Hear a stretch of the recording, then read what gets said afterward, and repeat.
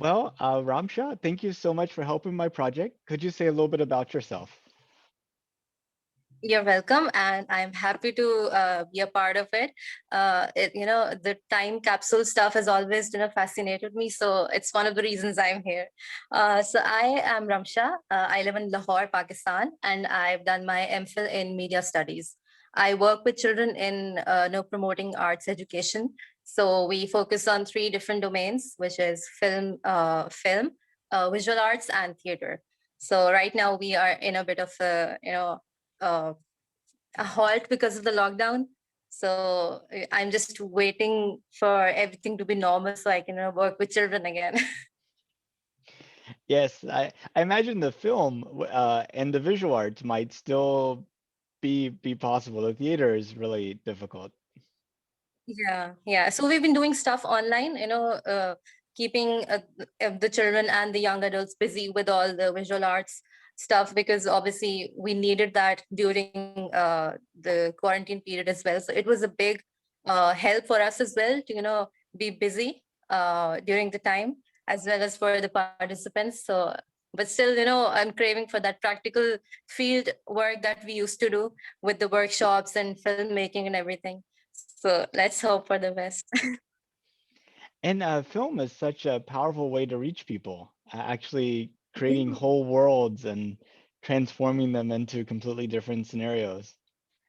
Exactly. So it's also a very powerful tool for children, especially who are not confident enough to speak their mind or talk about what they're thinking or what their opinion is. So what we focused mainly is their experiences, their own gender experiences that they face, on a daily basis, and we have definitely discovered a lot of hidden gems who are scared to speak their voices and opinions, and film has kind of become their their catalyst or something, sort of a voice for the outer world.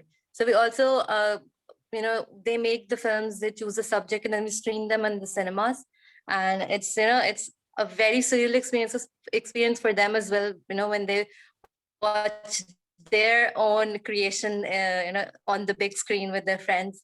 So it's an inspiring journey. So you mentioned some people are afraid to speak, afraid to maybe be filmed and stuff. And I've ran into this a little bit with my project. Several family members and friends, I'm like, hey, can I interview you for this project? I thought it'd be like so simple and easy, but they're like, oh, I'm scared of being on the camera, or oh, I don't want to Yeah. be recorded. And I've gone up to people, in coffee shops and other places, and they're like, "Oh, I'm concerned for my privacy and all these issues." And it's something I have a little. I mean, I'm scared of speaking in front of people. Like you put me in front of a group of 100 people on stage, I'll feel nervous. Yeah. But Hmm. talking one on one, I have no trouble with that. It feels very comfortable to me. What are some things that you do that helps people get over that fear? Okay, so we mostly work with schools who are not private, or they have low income, coming from low income families. So what one of the most concerning thing for them is seeing film as something that will ruin their child's character development or something. They see it as a negative part of their life, and we have faced a lot of parents not giving permission to the children to participate in even holding a camera. They see, I don't know, they have this very negative image of a camera. Maybe because mostly they see on TV is not something educational or something that works in a positive way for their child. So they have a very negative notion about a camera. So what we try to do is, we have this 5-day workshop plan for them, and for the first day we focus on their self reflection, what they think of themselves. There's this tiny exercise where they draw their own self image on the paper, and it's very surprising to see a lot of children who don't speak up or participate in the class, and they're the first ones to do that during the workshop. So we have different activities planned, where they kind of come out of their shell to talk about it. And with a lot of children, they speak up during those 5 days. And it's, I don't know, it's kind of overwhelming as well, because a lot of children, um, even personally, I have, like you said, I myself, I was a very socially awkward person, and I was a very shy child. As a child, I would not speak or participate in anything. And then I kind of opened up during my, when I started working with the children, because I think they have this pers- a trade of trusting someone who listens to them. Because even I, as a child, I felt that I talk but no one listens. So it takes that same level of understanding for them to open up to a stranger, or someone who they have met for the first time. So it's a work in progress, but that is one thing that I'm missing right now. And how did you get into this work? Was there somebody that inspired you, or something that, yeah, I mean, like, how did you end up working with kids in terms of doing this, art and visual communication and theater and film? What led you into So it? I was stuck at a desk job for, I think, 1 year. And out of frustration, I even applied in the army, just to get out and do something worthwhile. But that didn't turn out well. And I had applied into this organization for quite a long time. And I had forgotten about, that I had even applied, because there was no response. And out of the blue, I get this email for the interview. And I just started there after a month, and it felt right. Because I was always, my mother's a clinical psychologist. She works with special education children. So I've always had that knack of going into something that gives me a purpose, or that I want to work. I want to get up every day at 6 or 5 a.m. and then want to go to work. That was missing. So it's out of the blue, but I think I've always had this urge to work with children, because I think I'm naturally good with them because of my mother. And uh, I have had this experience of attending a lot of summer camps with special children, with differently able children, and sort of adjusted well with them. So it wasn't planned, but it was right. That's what I felt.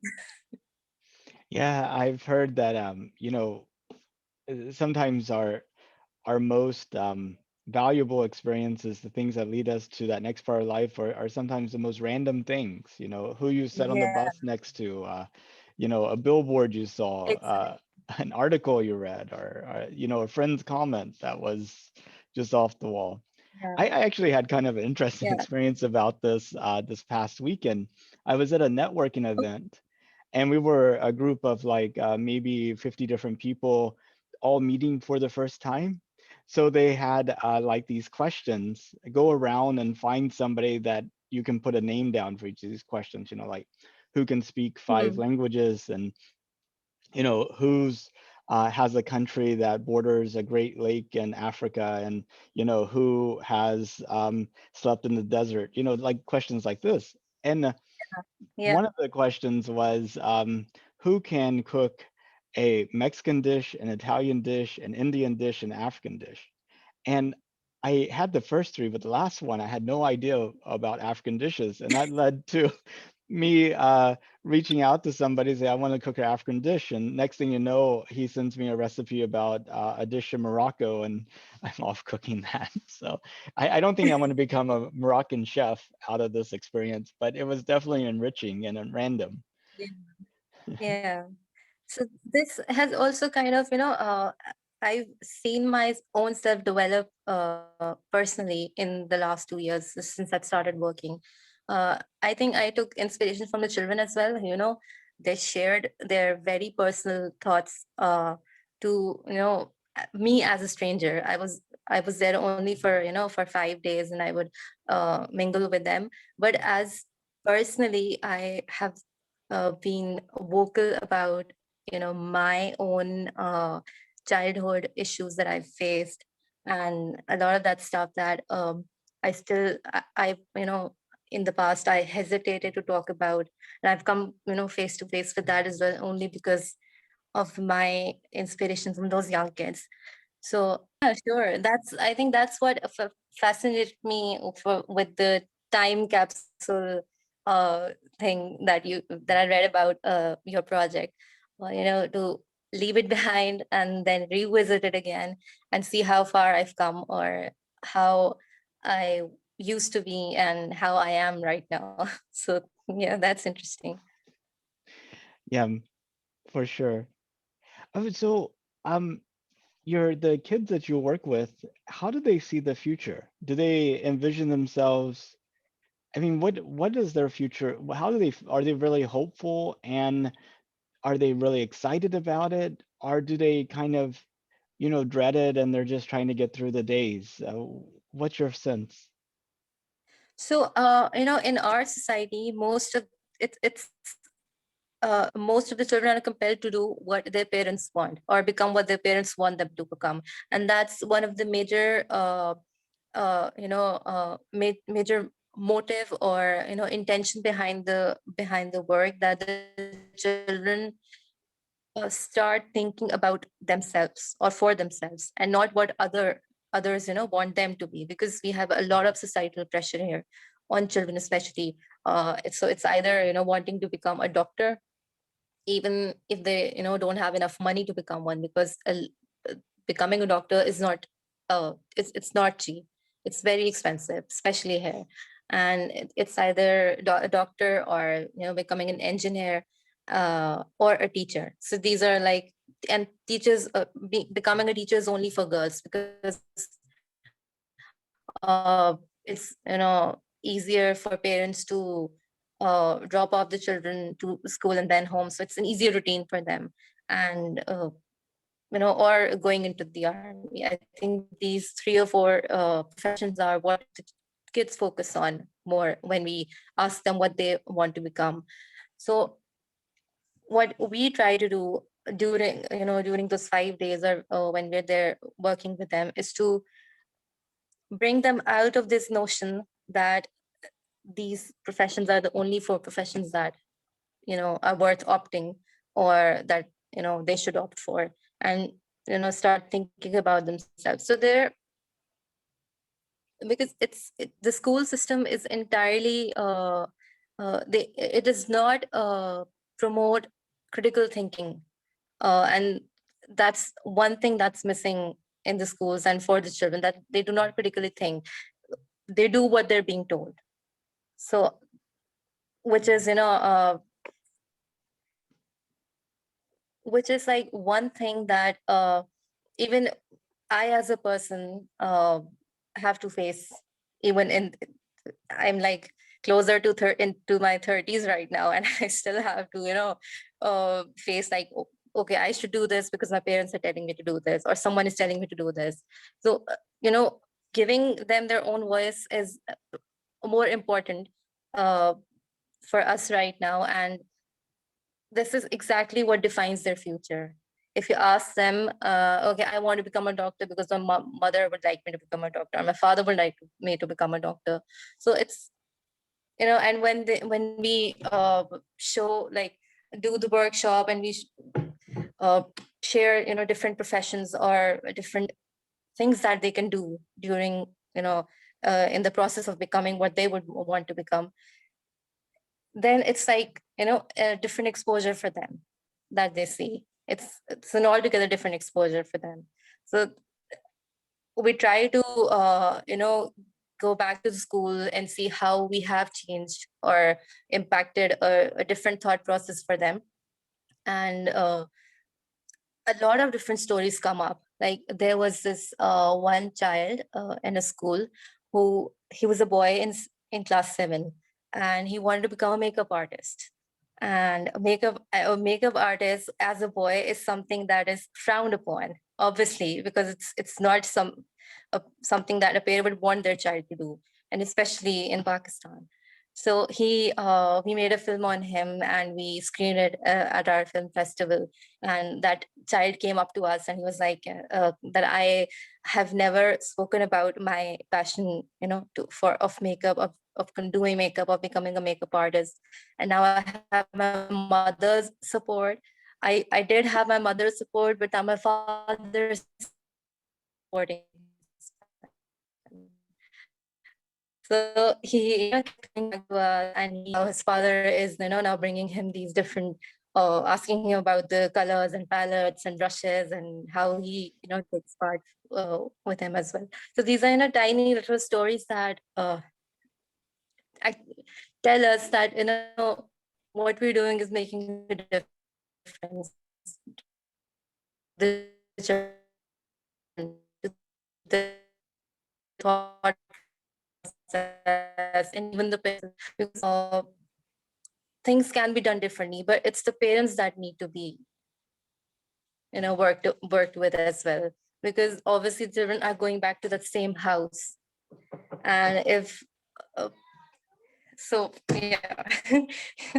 Sorry. No worries.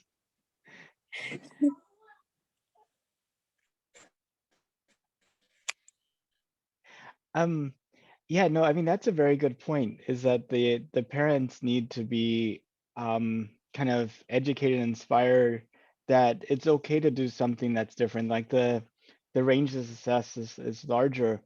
I also find I my wife is Indian, and I deal a lot with the Indian community as well, and there's a lot of pressure to become doctors or engineers or what have you.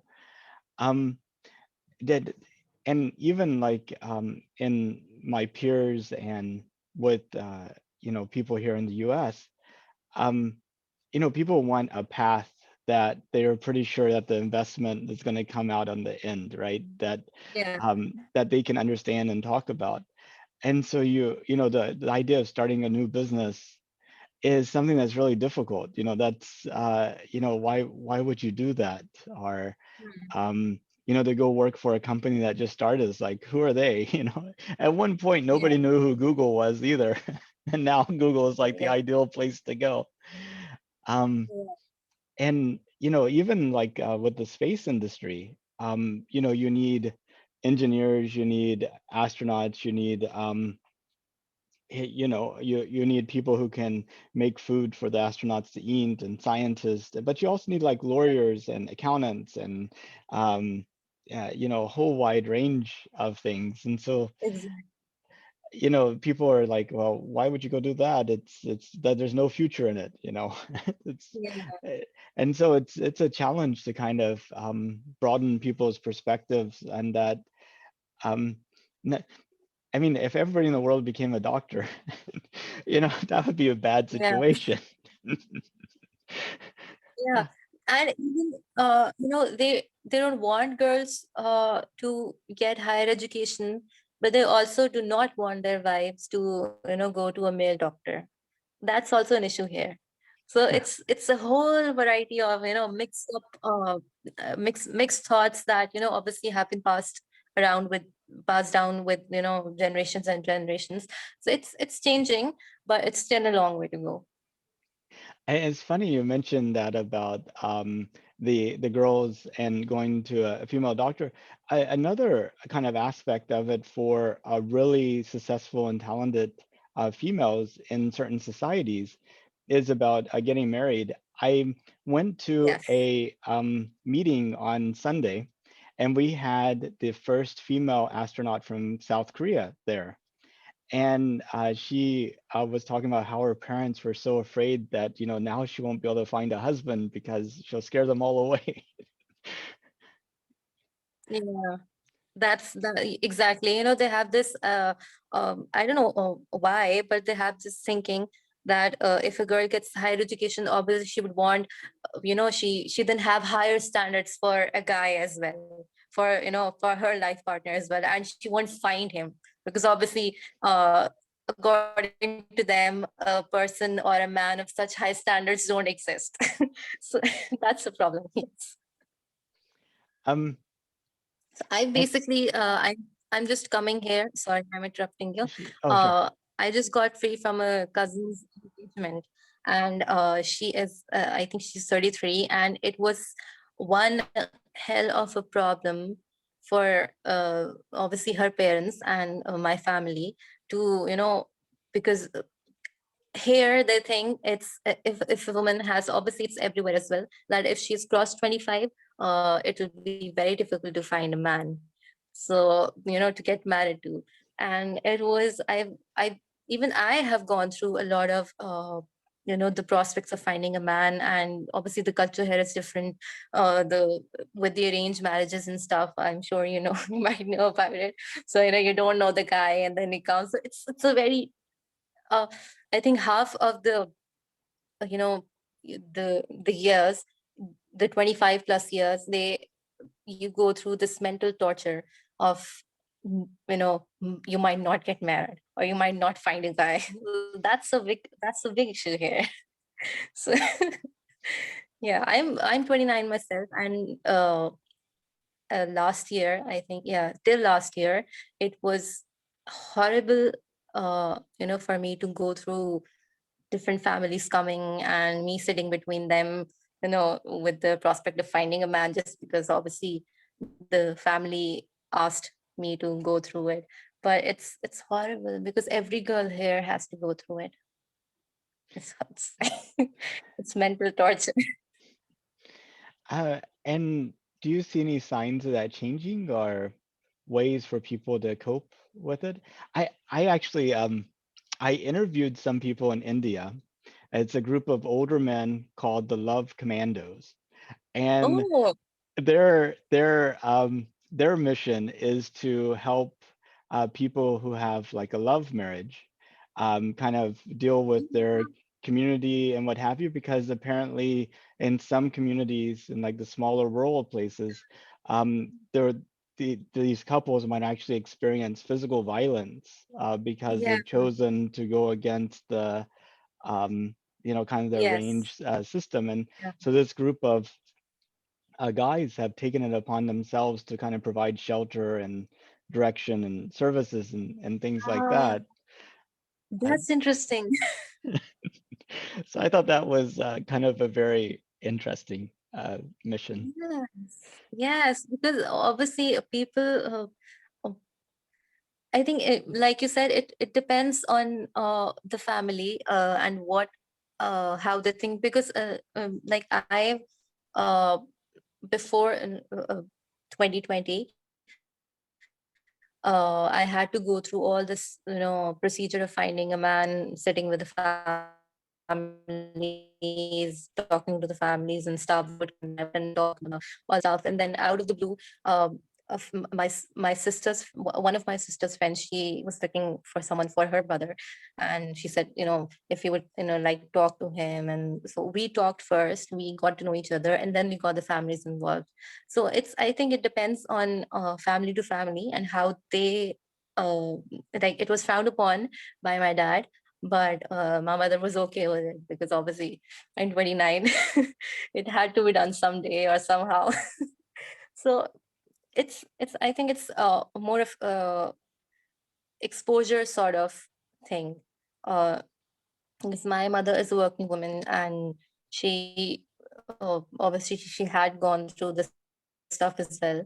And eventually she understood that it's okay if I get to talk to the guy first, or do get to know him before involving the families. It was a much better process for me, mentally, if I emphasize upon it. So yeah, it's still a lot of, I think, a lot of work still has to be done, because not everyone gets lucky like that here in Pakistan or in India. So still a big issue. Yeah. Yeah, it's really challenging, sort of these societal expectations. And we're in such a state of change globally, and now we're Yeah. connected to each other around the world from different cultures with different expectations. And Mhm. Mm, just kind of maybe creates a lot of makes it even more difficult, right? Because yeah, you're like, why is it different over there or over there? And it's like this. exactly. Because obviously a lot of access and a lot of exposure, but even then, uh, still, the the opening of the mind has still has a long way to go for a lot of people. Absolutely. Accepting, in terms of accepting things, because I think the ego problem is a big issue.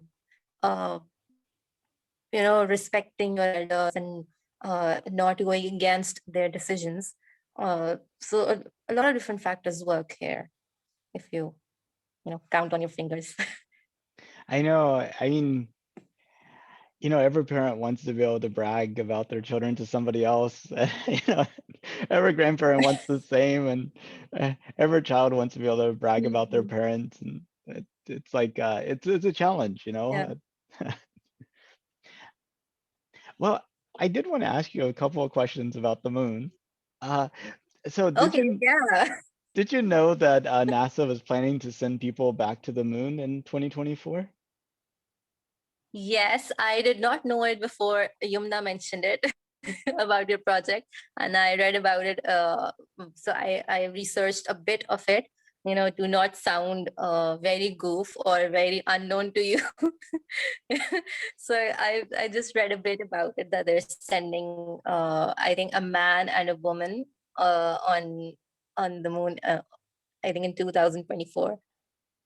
Yeah, that is the plan. And I mentioned that to somebody that they're sending a man and a woman, and it sounds almost like a dating show, you know?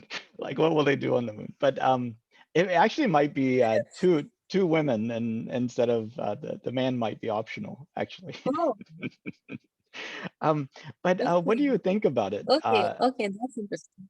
About us sending people to the Well, moon? What? I well, it's good to explore new, beyond the uh, exceeding limitations or breaking the barriers. But I don't want to, I don't want them to, ruin what the moon has. Or maybe any aliens living there or some sort of stuff. So I don't want them to uh do what we are doing to the earth right now, with the environment and climate and stuff. So if they are planning to populate it with the more people, I think they should stop. If they're planning to live on it. So that's an interesting point. Yeah. So You're it's good. A few people have mentioned that to me, that they're Yeah. really concerned about us messing up the moon. They say we've messed up the earth, so Yeah. I've heard that before, but Yeah. I'm kind of curious if you think out like several hundred years into the future, do you see humanity just on the earth, or do you think Mhm. humanity will eventually spread out into the rest of the solar system? With like people living on the moon, on I Mars. don't think 100. Yeah. Yeah, I don't think 100 years will be enough for that. I think because it's not, realistically speaking, I don't think it's that easy. Even me as a non-science and uh, goof person, I don't think 100 years would be enough uh, But to do that. how I about how mean, about I'm going to leave 500? my How about 500 years? uh, time is passing by so fast. I was listening to these interviews. I think BBC put it up, or I don't know, it was some channel of children. Like I saw this documentary. I can't remember the name, but it was in, I think, France somewhere, and it was black and white, and I think it was during the 1940s or 50s, and this man was going around talking to them about how accepting it would be to find a, a man for yourself, or accepting I think PDA among the members, or going against the wishes of your parents and marrying someone you love. And I think the answers that people gave, that same those same answers we get right now in my society. So I just understood that we are 70 to 80 years behind right now. And there's a huge gap of how do I put it, so I think there's still a huge gap, but it's America, so who knows, maybe they might or they might not. But I don't think even 500 years will be enough for that to happen. I think it'll take a long time, even after. Yeah, I think I won't be alive to see that happen But yet. some technologies have spread across the world a lot quicker than others. Like the automobile, the passenger airplane, the Yeah, internet, the iPhone. Uh, I mean, these technologies, yeah, have literally gone from not existing to everybody in the world having access to them in a yeah, matter of just a few years. It was very yeah, transformational. yeah, yeah. I wish them good luck, but I won't want them to do it. With the same opinion that I just expressed of them not messing up the atmosphere and the peaceful environment of this beautiful and shiny or non-shiny moon that we see. But if they do, then great, good for them. If it was safe and affordable, would you have any interest in traveling into space? Oh yes, always up for traveling. So anywhere, I'm always up for traveling. So if it's space, obviously, I would want to experience that. And so I'm glad that Yumna connected us. I was curious and if you're involved in her outreach work at all. Actually, I was working on this project, which was named 25 under 25, and we were bringing out women who were working, who are under 25, and they're working or doing something extraordinary, but they don't have that support. And Yumna was one of the 25 women. So I connected with Yumna through that program. I went to interview her. We conducted a little had the workshop that she does, and so I was in charge of making a documentary on her and then interviewing her, and then compiling this book that I'll show you. uh,